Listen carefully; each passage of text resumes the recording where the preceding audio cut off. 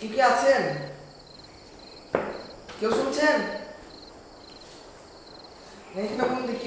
কেউ কি আছেন?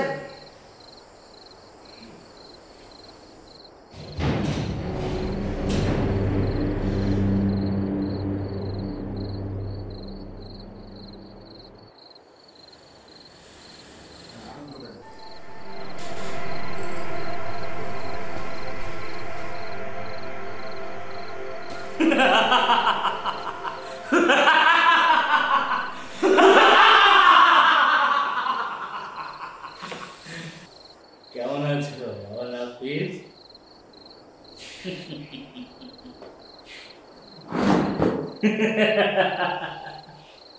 আমি তোমাকে এত কষ্ট দিতে চাই না। যদি তুমি এই কুয়ার কাছে না আসছো, আমি চেয়েছিলাম শিহাবকে দূরে সরিয়ে এই কুয়ার কাছ থেকে তোমাদেরকে দূরে রাখতে, কিন্তু তোমরা আমার কোনো কথা শোনো না। ঠিকই তোমরা এই কুয়ার কাছে এসেছো। আমি দুঃখিত, আমি দুঃখিত। এখন তোমাদেরকে সরিয়ে ফেলা ছাড়া আমার কোনো উপায় নেই। শিহাব মানে? শিহাবের কি হয়েছে? ও তোমার আরেক বন্ধু, আরেকজন সাগরে। কিন্তু ও তো অনেক ভীতু, বোকা শোকা ছেলে। ও হঠাৎ এত সাহসী হলো কেমনে বুঝলাম না। কেন, কি করছে? কি করেছে সেটা পরের কথা। ও হঠাৎ এত সাহসী হলো কেমনে? আমরা আপনার কি ক্ষতি করেছি? তোমরা আমার কোনো ক্ষতি করো না। তোমরা শুধু আমার এই পাতালপুরের খবরটা জেনে গেছো, এটাই তোমাদের অপরাধ। ওইদিকে চেয়ে দেখো।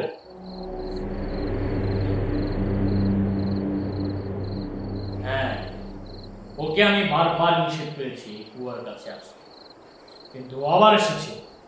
তাই আমি বাধ্য হয়েছি ওকে ধরে নিয়ে আসতে।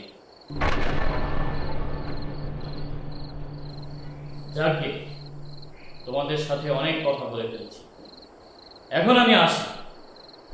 আর চিন্তা করো না, তোমাদের এত আর কষ্ট করতে হবে। তাহলে আমি এর একটা ব্যবস্থা নিচ্ছি। Good night.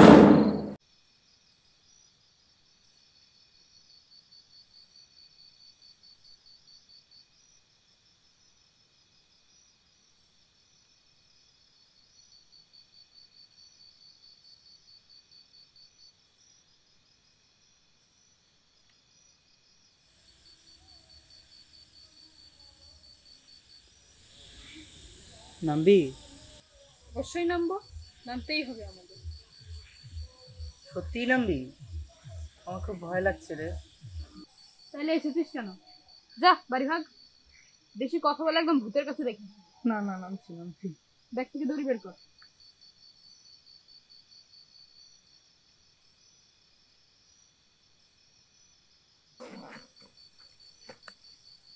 কি রে, পাই না তো।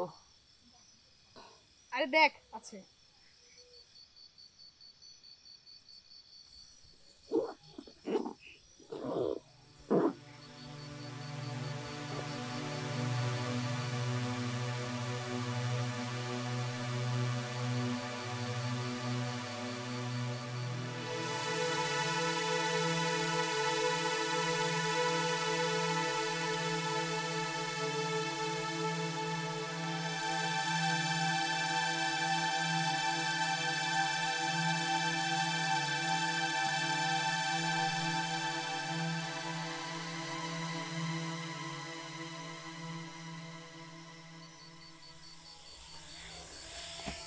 আমি নামছি, তুই আয়।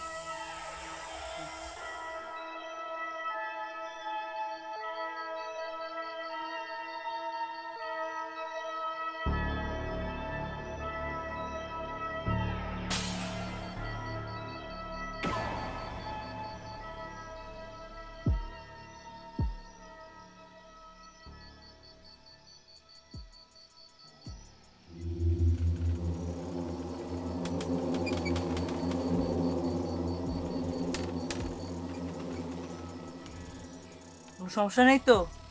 না, সব ঠিক আছে, তুই তাড়াতাড়ি নাম। কিসের হাত? এই আস্তে আস্তে আস্তে, দেখা পেয়েছিস?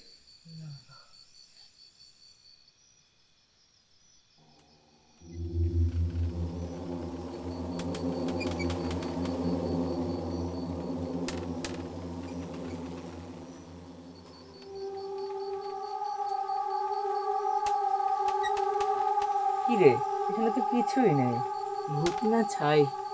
কি রে, হঠাৎ এমন সাহসী হয়ে উঠলি? আমি কি ভীত ছিলাম নাকি? শুধু মাঝে মাঝে আল্লাহ শুধু মাঝে মাঝে একটু ভয় পাই। কি রে, ভয় পেয়েছিস?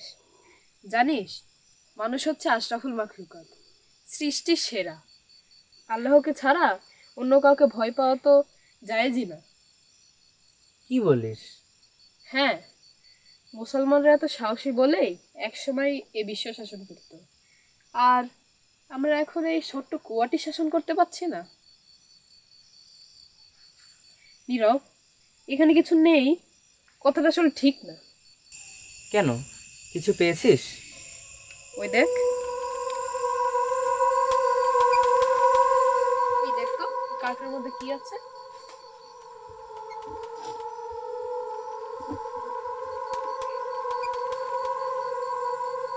কি রে, লবণ মনে হচ্ছে। লবণ? মানুষের কুয়োর ভেতরে লবণ রেখেছে? লবণ কি গুপ্তধন? লবণও তো মাঝে মাঝে গুপ্তধন হয়। কিভাবে? আমি পড়েছি, বাংলাদেশ স্বাধীন হওয়ার পর লবণের দাম 60 টাকা বেড়ে গিয়েছিল। তাই মনে হয় কোনো অসাধু ব্যবসায়ী লবণের দাম বাড়ানোর জন্য এখানে রেখে দিয়েছে। আচ্ছা নীরব, আজ রাতে তুই কি খেয়েছিস জানো? কেন, ভাতই তো খেলাম। কিন্তু আমার মনে হচ্ছে তুই যাও খেয়েছিস। তোর মাথায় তো কিছুই নেই রে। 5-6 কেজি লবণ কেউ এমনি এমনি এই কুয়োর ভেতরে রাখবে? এটা কি? মুখে দিয়ে দেখি। না না না, যদি বিষ হয়?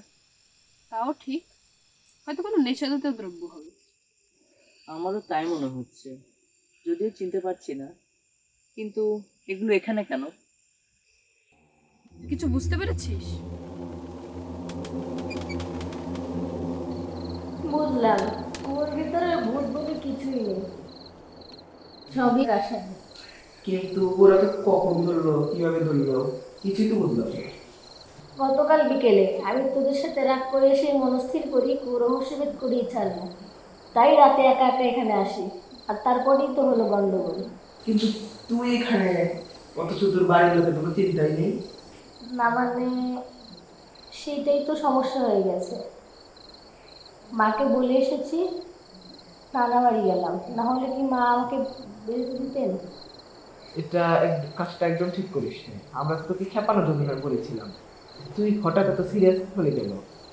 আচ্ছা বাদ দে, তুই কি দেখেছিলি যে ওরা তোকে ধরলো? কিসের জন্য 2টা প্যাকেট 2জন লোকের হাতে ছিল।